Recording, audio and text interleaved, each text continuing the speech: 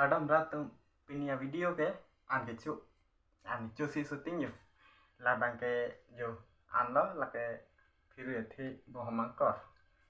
là bằng cái là cái asar là bằng cái omelet bị là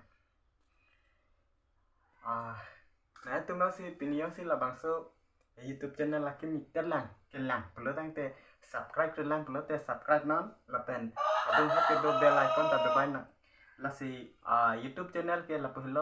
bộ phong cả thar YouTube channel mà te bộ phong cả thar perlu search lo te năng từ YouTube channel long thiệt long po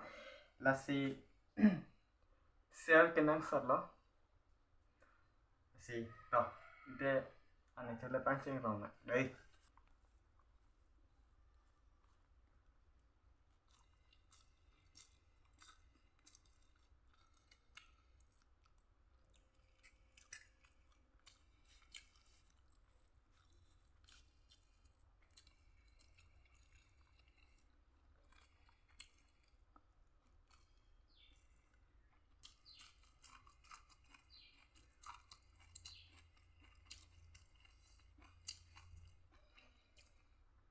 mình tháng sẽ chụp tôi nó thì chụp mess nào